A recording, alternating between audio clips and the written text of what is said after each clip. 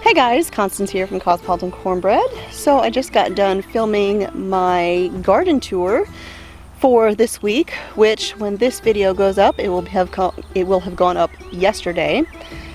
And so you've probably already seen that, but I wanted to give you an update on these guys. So as you know, we ordered these chicks from McMurray Hatchery, and we ordered a variety of different kinds of chickens. And when I did the order, it was really early in the year, much earlier than I've done orders in the past, and it was still cold. And because the order of chicks was relatively small, they gave us some extra chicks as packing peanuts for the body heat, and those extra chicks were all roosters. And I was able to get a hold of McMurray Hatchery, and they let me know what kind of roosters that those were going to be. And this week those roosters went to a new home because we did not need the roosters, we didn't want the roosters, and I'm in a group of North Alabama chicken people, and I posted them online. I took some lovely photos, and they were gone within 5 minutes. And so they came and picked them up this week and took them to their new home. So now, while I got rid of those 6 extra roosters, that wasn't all of the roosters. And I've mentioned in the past, sexing chicks, day-old chicks, is not 100%. There's always the chance, a very good chance, you may end up getting an accidental rooster, and you just have to know that going in. And we did. We got an accidental rooster. One of the blue cochins is a rooster, and he's very handsome. I've named him Dapper Dan. And then we had checked the box for a freebie chick. And when you check the box that yes, I'll take a freebie chick, pretty much a guarantee that it's probably going to be a rooster. So our chick, I had identified the breed because it's a mystery chick. You don't know what you're getting. I identified the breed, and it was very easy to do because our mystery chick had an extra toe, and there's only so many breeds that have that. And it turned out to be a Dorking, which is a funny name, I know, but it's a Dorking. And we thought we had lucked out and got a hen, because the hens and the roosters have different colors. As it was a juvenile and as it was growing, it had the color of a hen, and I was so excited. I was so excited to have a Dorking hen. Yeah. Now the mature feathers have come in. It's a rooster. And he's a handsome rooster. I love the colors. I don't know if it shows up on camera, but there's blue in his tail and purple in his wings. He's a very pretty rooster. He's a silver Dorking. But he's a little weird. I mean, his personality is very quirky. We're going to try and keep him. We're also going to try and keep the blue cochin. And I say try because I will not keep an aggressive rooster on the farm. I'm not. We let our chickens run loose all over the property once they're grown and once they're all integrated together. And I am not going to live my life having to watch my back and constantly look behind me because I might be getting attacked by a rooster. They love to come up behind you. They like to ambush you like that, and I'm not having it. So this is one of our blue Cochin hens. That's our other blue Cochin over there. And she's got two of the speckled Sussex right next to her. That's one of our whitings, a whiting true blue. And then here comes Dapper Dan, our blue Cochin rooster, right back there. Hello, Dapper Dan. There you are.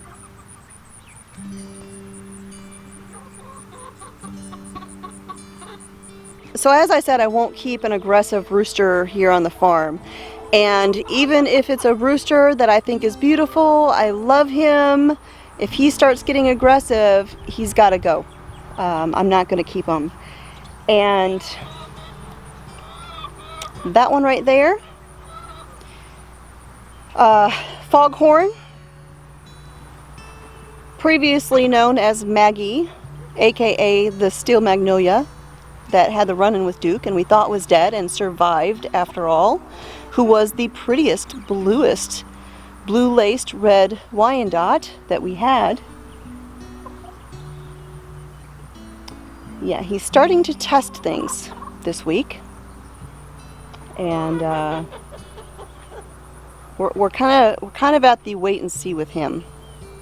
I really want to keep him. I want to keep him because he's beautiful. I mean, look at him. Blue-laced red Wyandottes are beautiful. They're beautiful hens. They're beautiful roosters.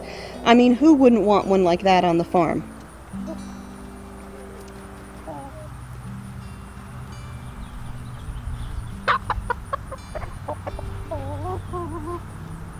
I mean, I would love to be able to keep him because not only is he a beautiful rooster, but I would really like to have a full-size rooster on the farm just for the purpose of being able to reproduce chickens if we need to. But I'm not going to have a rooster who's going to attack me. And so fingers crossed that either Foghorn or Dapper Dan or the Silver Dorking, which I think I need a name.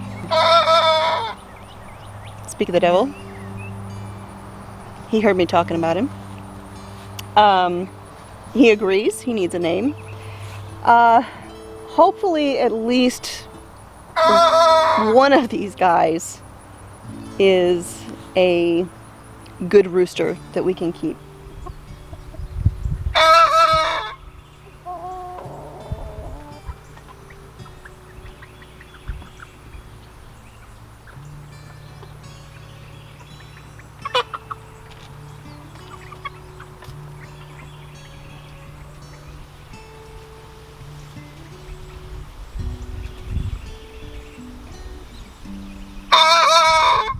Alright, so I have a little bit of an incident to share with all of you. I had a little bit of a run-in with some wildlife yesterday, and it was a little startling, to say the least. Yesterday for dinner, I made some bacon-wrapped asparagus. It's oven roasted, delicious. I'll be putting the recipe on my blog here very soon. And I had a couple extra spears of asparagus that I didn't have bacon for. And so I decided to come out here and give the rabbits each a spear of asparagus. Some rabbits really like it, some don't, and I'd never given my rabbits asparagus before, so I figured I'd give them each one and see if they liked it. So I came out here with the asparagus, and I came to this first rabbit tractor right here, gave the rabbit the asparagus, moved over to the second one. And as I was doing the second one, I heard this sound behind me, this like sort of sound, and I didn't think anything of it because it kind of sounded like a rabbit sneezing. And there was another rabbit behind me, so I mean I heard it, but I wasn't really paying attention until I turned around to go to the third rabbit, and that's when I saw it. So I had just given this second rabbit the spear of asparagus, and I was standing right there, turning around to go around to the side where the other rabbit was sitting. And so right there between that third rabbit tractor and the little baby maple tree right there at the fence was the animal. And I just froze because I couldn't believe I was 4 feet from this thing. And it actually charged at me. It like ran into the fence trying to come at me, backed up, did it again, backed up, and at that point I backed up and stood over here behind this tractor to get like the tractor between me and it.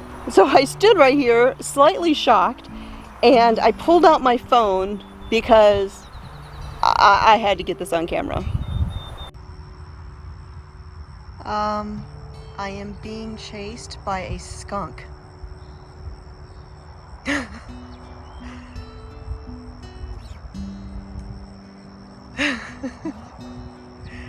I came out to give the rabbits treats, and I've got a skunk charging me.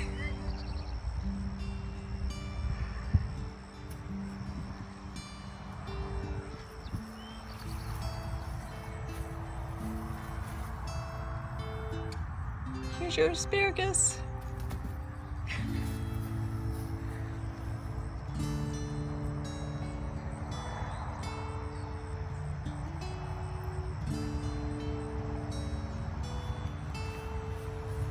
Please don't spray me.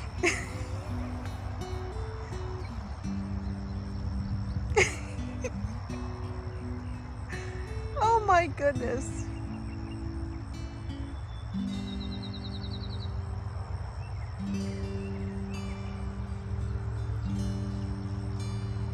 So I'm pretty sure it's the same skunk that interrupted last week's garden tour. It was out there running around the garden. But yeah, it took me by surprise. I wasn't expecting to see a skunk out in broad daylight like that. I mean, it was overcast, it was evening, but it kind of made me aware that I need to keep an eye out. I thought for sure I was getting sprayed. I thought I was getting sprayed, and I just knew it was about to happen, and it was going to be awful. But thankfully, it decided to turn and walk away. But I will be keeping my eye out at this point, going forward. So that is it for today. I wanted to share a little bit of an update with you on the rooster situation and my incident, my run-in with a skunk that could have gone much, much worse. So thanks for hanging out here on the farm with me again today. My name is Constance from Cosmopolitan Cornbread, and I'll talk to y'all next time.